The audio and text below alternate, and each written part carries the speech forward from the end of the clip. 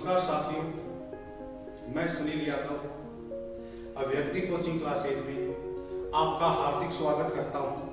पहले हमने कोरोना से पहले जब ये लॉकडाउन नहीं हुआ था, इससे पहले यूट्यूब पर हमने एक अच्छा प्रयास किया था।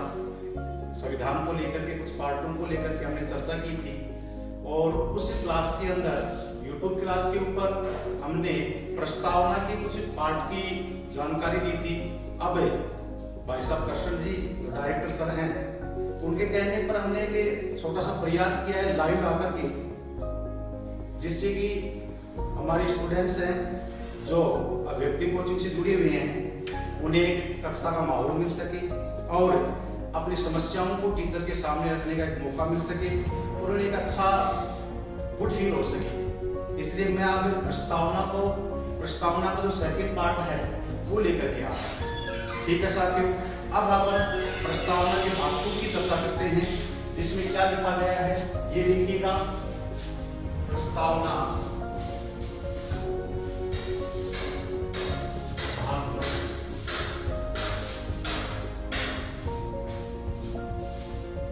द्रव्य संक्षिप्त होकर संविधान सभा में आज दिनांक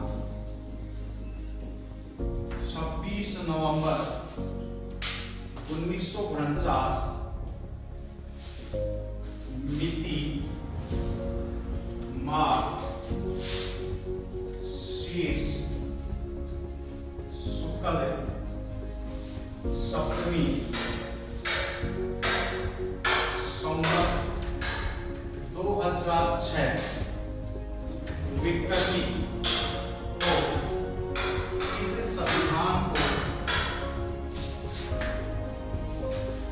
अंगीकृत अधिनियमित आत्मावृत करते हैं। ये प्रस्तावना का थर्ड पार्ट है, जिसमें लिखा गया है कि द्रव्य संक्षिप्त होकर संविधान सभा में आज दिनांक 26 नवंबर 1949 मिति मार्च शीर्ष शुक्ल सप्तमी संवत 2006 विक्रमी को इस संविधान को अंगीकृत अधिनियमित और आत्मार्पित करते हैं। अब इसकी व्याख्या क्या हो जाएगी इस पाठ की, देखिएगा। इसमें आपका जो पहला क्वेश्चन यहाँ से निकल के आता है व्याख्या के अंदर कि भारतीय संविधान की प्रस्तावना किसको दर्शाती है। तो भारतीय संविधान की जो प्रस्तावना है वो संविधान को अंगीकृत करने को दर्शाती है। संविधान को अंगीकृत करने को दर्शाती है। दूसरी इसकी व्याख्या हो जाएगी कि हमारा संविधान कब अंगीकृत किया गया। तो देखिएगा दोस्तों, हमारा संविधान जो अंगीकृत किया गया था वो किया गया था 26 नवंबर 1949। तीसरा पॉइंट यह आता है, एक एग्जाम में मैंने क्वेश्चन देखा था कि हमारा संविधान कब अंगीकृत हुआ, और उसमें मित्रों 26 नवंबर 1949 डेट थी ही नहीं। इसलिए यहाँ पे मामला है कि हमारा संविधान कब अंगीकृत हुआ, और उसमें 26 नवंबर 1949 दिनांक नहीं थी, और वहां पे ये 26 नवंबर 1949 की देशी महीने की डेट थी, मिति मार्च शीर्ष शुक्ल सप्तमी संवत 2006 विक्रमी, ये डेट दी गई थी। और जो क्वेश्चन था वो ये था कि हमारा संविधान कब अंगीकृत हुआ, ए शुक्ल सप्तमी को, बी शुक्ल अष्टमी को, सी शुक्ल नवमी को, डी शुक्ल दशमी को। तो हमारा संविधान उसे क्वेश्चन में ये आंसर था कि हमारा संविधान अंगीकृत किया गया था शुक्ल सप्तमी को। ये था प्रस्तावना का भाग 2 के अंदर कुछ पार्ट की व्याख्या। अब अपन प्रस्तावना को लेकर के सुप्रीम कोर्ट के द्वारा इसके ऊपर क्या डिसीजन दिए गए हैं, क्या निर्णय दिए गए हैं, अब हम उनके बारे में देखेंगे।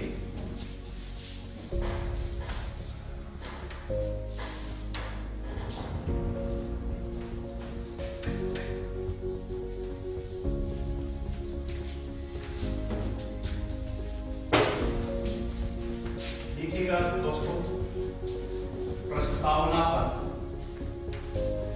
सुप्रीम कोर्ट के निर्णय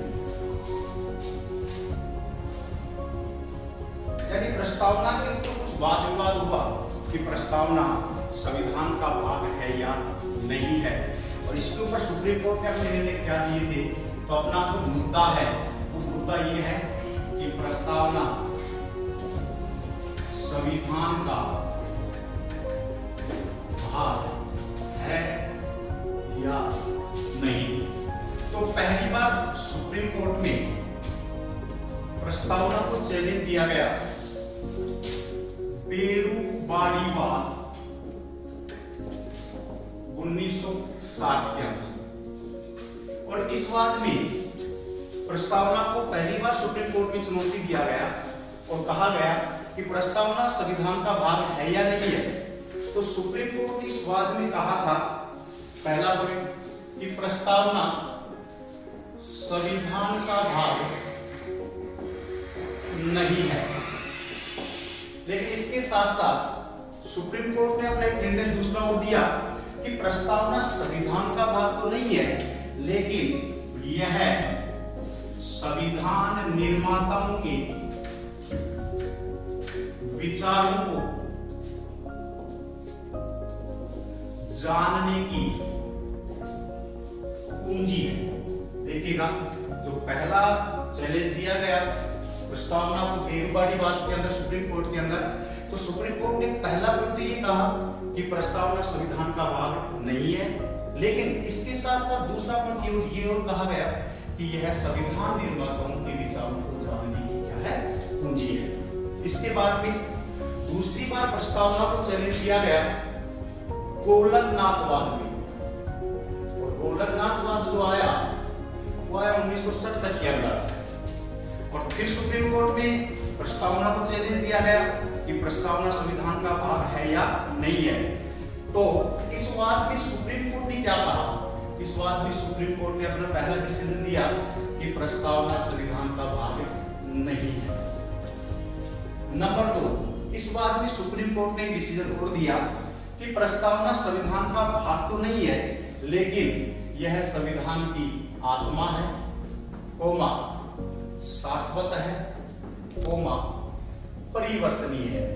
कहने का मतलब 1960 के अंदर बेरुबारीवाद और 1967 में जो गोलकनाथवाद आया, उन दोनों वादों में एक चीज कॉमन मिलती है। इन दोनों वादों में सीधा सीधा सुप्रीम कोर्ट के द्वारा कहा गया कि प्रस्तावना संविधान का भाग नहीं है।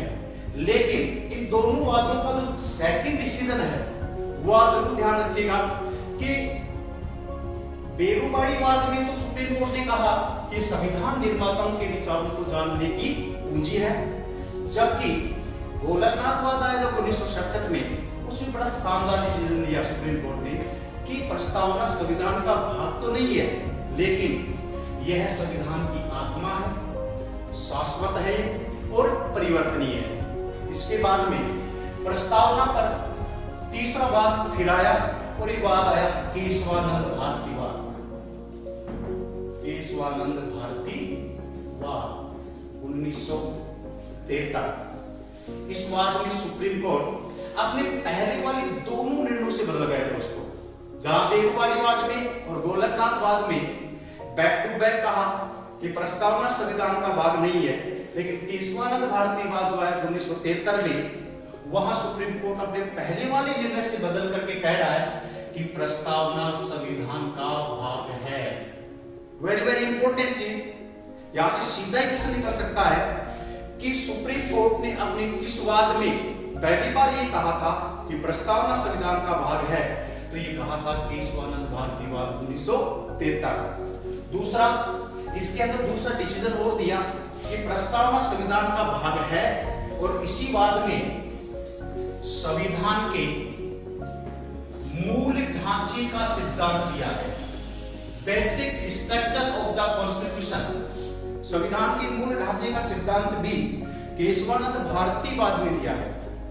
देखिएगा, यहां से सीधा सीधा क्वेश्चन ये आता है कि संविधान के मूल ढांचे का सिद्धांत किस वाद में दिया गया, तो संविधान के मूल ढांचे का जो सिद्धांत था वो दिया गया केशवानंद भारतीवाद 1973 के अंदर। दोबारा सुनिएगा कि प्रस्तावना के जो वाद आया, पहला आया बेरुबारीवाद 1960। इस वाद में सुप्रीम कोर्ट ने कहा कि प्रस्तावना संविधान का भाग नहीं है, लेकिन यह संविधान के निर्माताओं की विचारों को जानने की क्या है, पूंजी है। दूसरा वाद आया गोलकनाथ वाद 1967, जिसमें सुप्रीम कोर्ट ने कहा कि प्रस्तावना संविधान का भाग नहीं है, लेकिन यह संविधान की आत्मा है, शाश्वत है, परिवर्तनीय है। तीसरा जो पॉइंट आया, तीसरा वाद आया अपना केशवानंद भारतीवाद 1973, और इस बार में सुप्रीम कोर्ट ने क्या कहा कि प्रस्तावना संविधान का भाग है, और इसी बात में सुप्रीम कोर्ट ने संविधान के मूल ढांचे का सिद्धांत दिया है।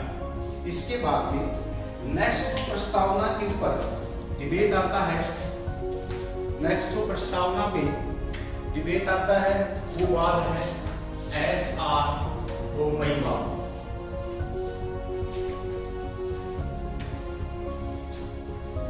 एस.आर. बोमईवाद में सुप्रीम कोर्ट ने क्या कहा, चौथा डिबेट है एस.आर. बोमईवाद, और एस.आर. बोमईवाद आया 1994 के। फिर सुप्रीम कोर्ट में प्रस्तावना को चुनौती दी गई कि प्रस्तावना संविधान का भाग है।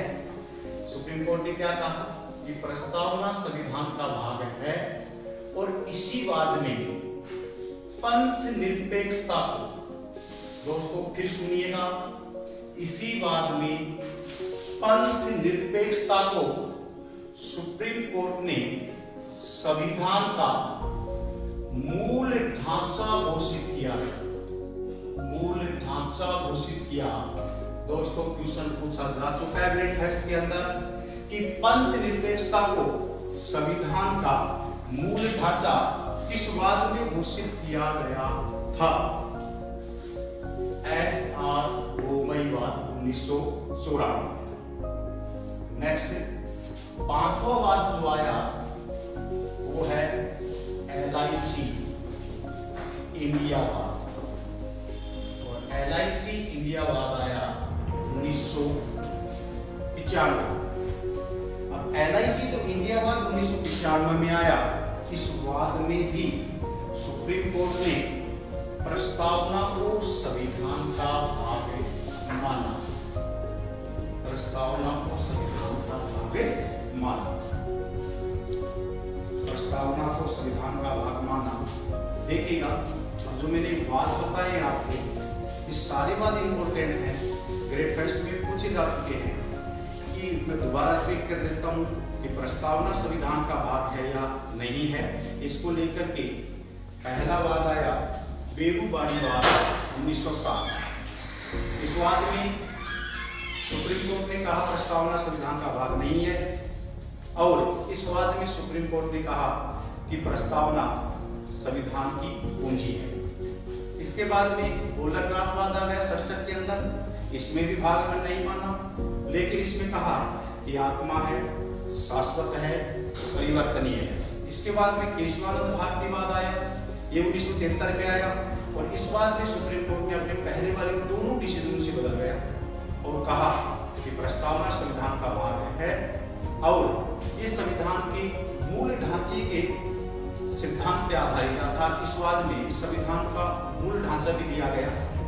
अब यहाँ से क्वेश्चन अच्छा निकल के आता है कि पहला क्वेश्चन ये हो सकता है कि कौन कौन से वाद में सुप्रीम कोर्ट ने प्रस्तावना को संविधान का भाग नहीं माना था, संविधान का भाग नहीं माना था। तो इसमें आपका पहला ऑप्शन है, पहला जो आपका आ जाएगा वो आ जाएगा बेरूबाड़ी वाद 1960 और गोलकनाथ वाद 1967। दूसरा ये हो सकता है कि कौन कौन से वाद में सुप्रीम कोर्ट ने प्रस्तावना को संविधान का भाग माना। तो इसमें पहला आ जाएगा आपका केशवानंद भारतीवाद 1973, एस.आर. बोमईवाद 1994, और इसके बाद में LIC इंडिया वाद 1995। इसके बाद में ये बात तो हो गई कि प्रस्तावना संविधान का भाग है या नहीं है। इसके बाद में प्रस्तावना के ऊपर अपना सेकंड जो वाद या मुद्दा आता है, वो सेकंड मुद्दा यह आता है कि प्रस्तावना संविधान का भाग, प्रस्तावना में संशोधन किया जा सकता है। देखिएगा, फिर मैं कह रहा हूं, पहला मुद्दा आपने लिया था कि प्रस्तावना संविधान का भाग है या नहीं है। अब जो सेकंड मुद्दा जो अपन ले रहे हैं वो ये है कि प्रस्तावना में संशोधन किया जा सकता है या नहीं।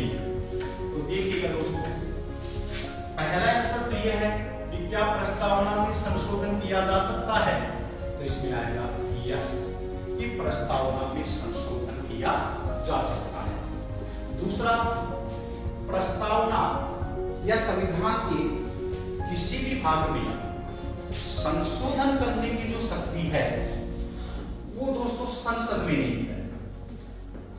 फिर सुन लीजिएगा, यदि प्रस्तावना या संविधान के किसी भाग में संशोधन करना हो तो संशोधन किसके द्वारा किया जाएगा, वो संशोधन किया जाएगा संसद के द्वारा। इसके बाद में अगला पॉइंट कि संसदीय जो संशोधन है ये किस अनुच्छेद के तहत करती है, तो संसद यह संशोधन अनुच्छेद 368 के तहत करती है।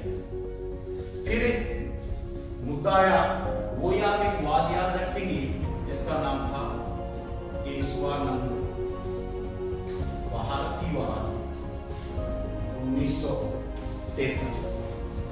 इस वाद में सुप्रीम कोर्ट ने क्या कहा कि प्रस्तावना में संशोधन किया जा सकता है, अर्थात कि संसद है वह प्रस्तावना में संशोधन कर सकती है, कोई समस्या नहीं है।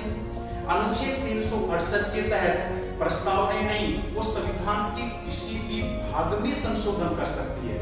लेकिन मित्रों, मैंने पहले एक चीज बताई थी आपको केशवानंद भारतीवाद में कि इस वाद में सुप्रीम कोर्ट ने संविधान के मूल ढांचे का सिद्धांत दिया था और कहा था कि संसद अनुच्छेद 368 के तहत प्रस्तावना में संशोधन कर सकती है, लेकिन इसके मूल ढांचे में वो संशोधन नहीं कर सकती।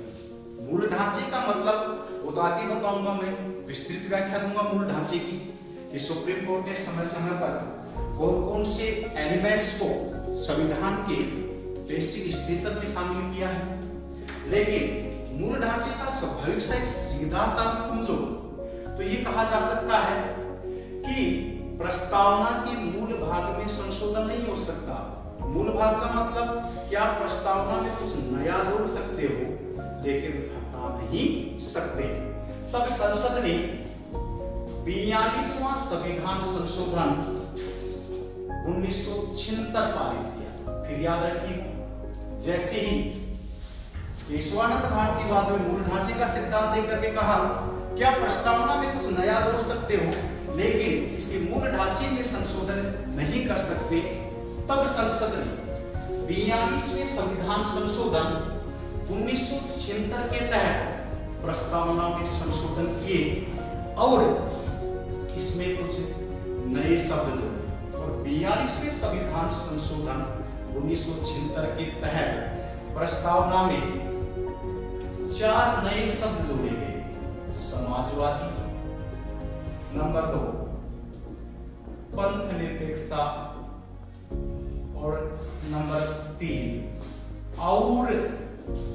और नंबर 4 अखंडता। देखिएगा दोस्तों, वैसे तो मूल रूप से 3 शब्द हैं, समाजवादी, पंथ निरपेक्ष, अखंडता, लेकिन डीडी बसु में सीधा सीधा दिया गया है कि शब्द तो ये 3 ही हैं, लेकिन अपने ये शब्द भूल जाते हैं और को। इसलिए मैं यहाँ पे कुछ बस थोड़ा सा ये जरूर ध्यान रखना है कि 42वें संविधान संशोधन 1976 के तहत प्रस्तावना में वैसे तो 3 नए शब्द जोड़े गए हैं और 3 यदि मुख्य शब्दों की बात करें आप तो 3 नए शब्द हैं, समाजवादी, पंथ निरपेक्ष, अखंडता। लेकिन इसमें और अखंडता ये शब्द जरूर याद रखना है। तो प्रस्तावना में जो संशोधन किया गया वो 42वें संविधान संशोधन 1976 के तहत किया गया। शब्द जो जोड़े गए हैं समाजवादी, पंथ निरपेक्ष और अखंडता शब्द जोड़े गए हैं। यह अपना दूसरा पार्ट हो गया कि क्या प्रस्तावना में संशोधन किया जा सकता है या नहीं। तो बिल्कुल प्रस्तावना में संशोधन हो सकता है। यह संशोधन अनुच्छेद 368 के तहत संसद कर सकती है। फिर वही केशवानंद भारती बात कि आप मूल ढांचे में संशोधन नहीं कर सकते, अर्थात प्रस्तावना में कुछ नया जोड़ा जा सकता है लेकिन हटाया नहीं जा सकता। और वो 3 शब्द आप जरूर याद रखेंगे, लेकिन ये और शब्द मत भूलना दोस्तों, काफी बार कंफ्यूजन करने वाला मामला है कि समाजवादी, पंथ निरपेक्ष, अखंडता, 3 ही शब्द याद रखते हैं लेकिन और अखंडता डीडी बसु में स्पष्ट किया गया है। अगला पॉइंट प्रस्तावना को लेकर के जो अपन अंतिम पार्ट पे जा रहे हैं, इसके बाद आपका प्रस्तावना का टॉपिक समाप्त हो जाएगा कि प्रस्तावना के एलिमेंट्स क्या है, प्रस्तावना का सार क्या है, क्या क्या कहती है संविधान की प्रस्तावना। तो सुनिएगा दोस्तों कि भारतीय संविधान की प्रस्तावना के तत्व क्या है।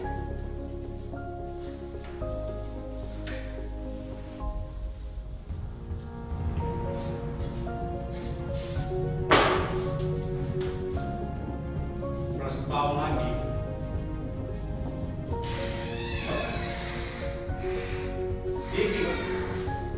भारतीय संविधान की प्रस्तावना की 4 मुख्य रूप से यानी भारतीय संविधान की प्रस्तावना अपने सार रूप में क्या कहना चाहती है। देखिएगा, पहला, भारतीय संविधान की जो प्रस्तावना है वो संविधान की शक्ति बताती है कि भारतीय संविधान की शक्ति का स्रोत कौन है।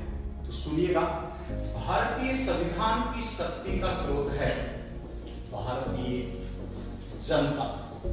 अब जैसे यहां से सीधा ही क्वेश्चन पूछ लिया जाए कि प्रस्तावना के अनुसार संविधान की शक्ति निहित है, ए संसद, बी राष्ट्रपति, सी भारतीय जनता, डी इनमें से कोई नहीं।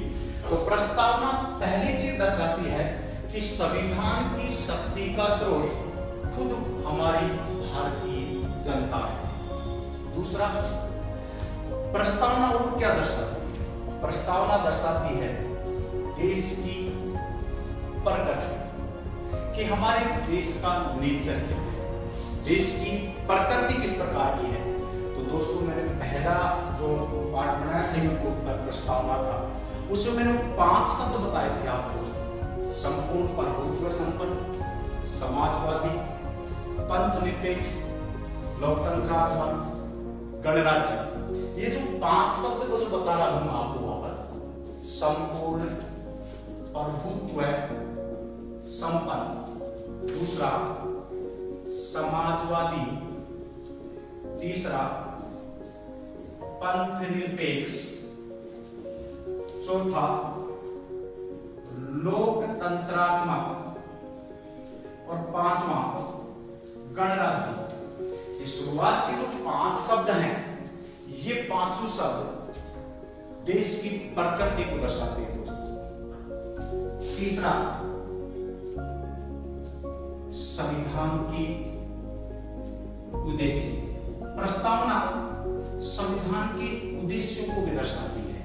ये क्वेश्चन आईएएस में पूछा जा चुका है कि प्रस्तावना के अनुसार संविधान के उद्देश्य में कौन कौन शामिल है।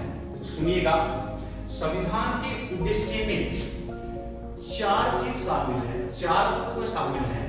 पहला न्याय, दूसरा स्वतंत्रता, तीसरा समता ओब्लिक समानता और चौथा बंधुता।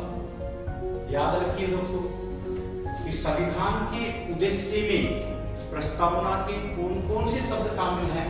तो संविधान के उद्देश्य में शामिल है न्याय, नंबर 2 स्वतंत्रता, नंबर 3 समता ओब्लिक समानता और नंबर 4 बंधुता। लास्ट पॉइंट अपना जो प्रस्तावना के तत्व के रूप में अपन बात कर रहे हैं, पहला अपने प्रस्तावना के तत्व में देखा कि संविधान प्रस्तावना के अनुसार संविधान की शक्ति का स्रोत क्या है, तो भारतीय जनता है। नंबर 2, देश की प्रकृति की प्रस्तावना में कौन कौन से शब्द देश की प्रकृति को दर्शाते हैं, तो देश की प्रकृति को 5 शब्द दर्शाते हैं। संपूर्ण प्रभुत्व संपन्न, समाजवादी, पंथ निरपेक्ष, लोकतंत्रात्मक, गणराज्य। इसके बाद में तीसरा, संविधान के उद्देश्य की प्रस्तावना के अनुसार संविधान के उद्देश्य में क्या क्या शामिल है, तो इसमें शामिल है न्याय, स्वतंत्रता, समता और समानता, और चौथा है बंधुता। लास्ट जो है प्रस्तावना के तत्वों में, ये प्रस्तावना और किसको दर्शाती है, तो प्रस्तावना संविधान को अंगीकृत करने को दर्शाती है। सुनिएगा कि प्रस्तावना संविधान को अंगीकृत करने को दर्शाती है। और हमारा संविधान अंगीकृत कब हुआ था, हमारा संविधान अंगीकृत हुआ था 26 नवंबर 1949 को।